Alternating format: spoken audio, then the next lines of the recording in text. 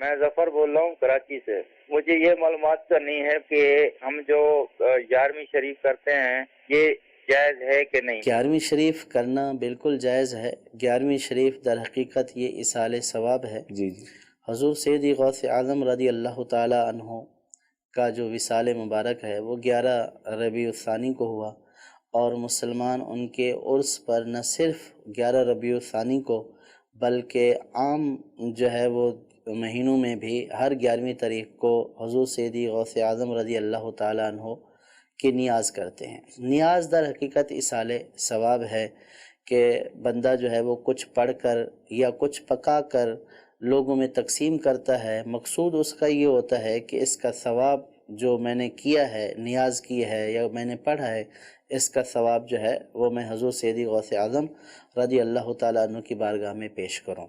اور اصال ثواب احادیث سے ثابت ہے۔ نبی کریم صلی اللہ تعالیٰ علیہ وسلم سے پوچھا، یا رسول اللہ میری والدہ اچانک فوت ہو گئیں، اور اگر وہ زندہ رہتی تو صدقہ کرتی، تو اب اگر میں ان کے لیے اپنے طور پر صدقہ کروں تو کیا ان کو ثواب پہنچے گا؟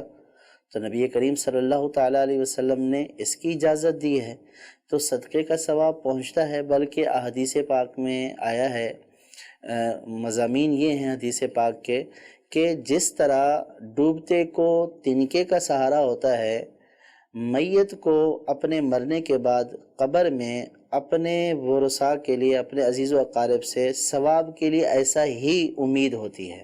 جیسا کوئی شخص ڈوب رہا ہے، اس کو جو ہے امید ہوتی ہے کہ کوئی بچانے والا آ جائے، تو میت بھی قبر میں اسی طرح ہوتی ہے کہ کوئی اس کو اصال ثواب کر دے۔ اور احادیث پاک میں آیا کہ جب کوئی اس کو اصال ثواب کرتا ہے تو ملائکہ اس اصال ثواب کو ایک تشت میں لے کر اس کی خدمت میں جس طرح تحفہ پیش کیا جاتا ہے بطور تحفہ پیش کرتے ہیں، یہ تحفہ اصال ثواب کا تو یہ فلاں کی طرف سے ملا ہے۔ اور کثیر واقعات ہیں، علامہ سیوطی علیہ الرحمہ نے شرح الصدور میں اس طرح کے کئی واقعات نقل کیے ہیں۔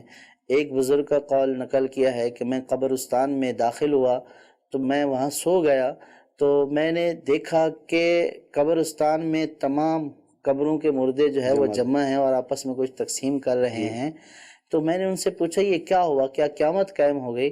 تو انہوں نے یہ کہا کہ یہاں سے ایک شخص گزرا تھا قبرستان سے، جس نے 3 مرتبہ سورہ اخلاص پڑھ کر ہمیں اصال ثواب کی، تو ہم اتنے دنوں سے اس کا یہ ثواب آپس میں تقسیم کر رہے ہیں۔ تو کثیر اس طرح کے بزرگوں کے واقعات بھی ہیں، اور پھر خود قرآن و حدیث سے بھی اصال ثواب کا ثبوت ہے۔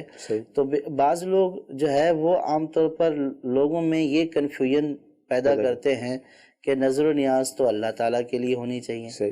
اللہ تبارک و تعالیٰ تو کسی چیز کا محتاج نہیں ہے، یہ نظر و نیاز اس لیے کی جاتی ہے کہ اس کا ثواب اس بندے کو پہنچایا جائے۔ اور اس کو جو ہے وہ نیاز اس لیے بولتے ہیں کہ چونکہ جس کی بارگاہ میں وہ ثواب پہنچایا جاتا ہے ان کی ایک حیثیت ہے، اور وہ اللہ تبارک و تعالیٰ کے برگزیدہ بندے ہیں، تو جب بڑوں کو کوئی چیز پیش کی جاتی ہے تو وہ نیاز کر کے پیش کی جاتی ہے، تو اس لیے اس کو نیاز کہا جاتا ہے۔ 11ویں کی نیاز بالکل کرنا جائز ہے، اور بزرگان دین سے ہم نے یہ سنا ہے کہ یہ خیر و برکت کا ذریعہ بھی ہے، کہ آپ کے اگر بڑے آپ سے راضی ہیں تو انشاءاللہ آپ کے سارے کام سیدھے ہیں۔